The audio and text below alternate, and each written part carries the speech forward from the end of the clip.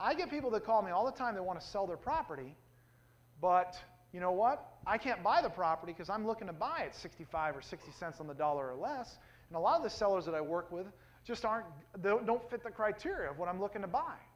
But what I'd like to do is I'd like to work out a relationship with you so that when I launch marketing campaigns, if I do get these types of leads, I'd like to send some of those leads to you. I'd like to form this type of relationship. Do you think they're paying attention on the other end of the phone now? Yeah. Now you are not just some new wannabe investor. Now you're somebody that has benefit because you're putting money where? In their pocket. Now eventually, you're going to have enough leads where you realize, you know what, I'm not just going to send, this REO Realtor's only sent me 3 or 4 leads, and I've sent them 30. There's a disparity here. So what you're going to do after that point is form a relationship where you guys agree upon marketing campaigns that you want to run in exchange for those leads that they actually convert and sell.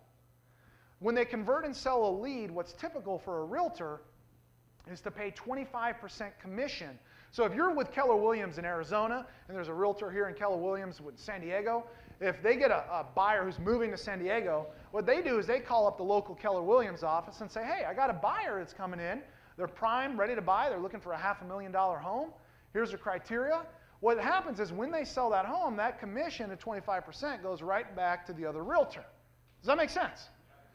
So what happens is they've just paid 25% for this fee. Let's just say the fee is, let's use an easy number, $4,000 is the commission that goes to the agent working with the buyer.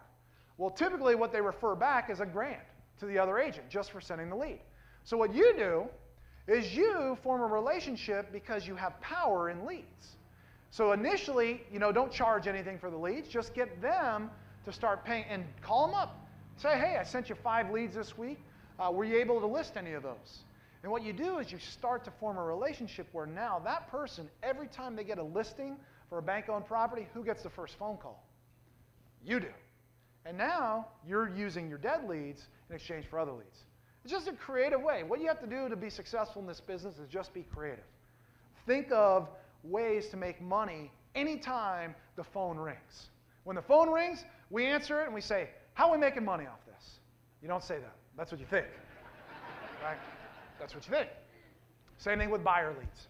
Right? It's a phenomenal way. In fact, I know a lot of you, how many of you have actively started marketing to that cash buyer list? Let me see a show of hands. Okay. I know a couple people. Here's the value of that list beyond just the cash buyers themselves is who do you think the best private lenders are in an area? Who do you think the best private lenders are?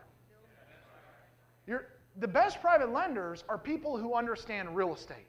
It's not easy to convince a doctor who makes $500,000 a year to invest, $250,000 of their savings on a property because they don't understand what? They don't understand real estate. They understand how to make money as a doctor.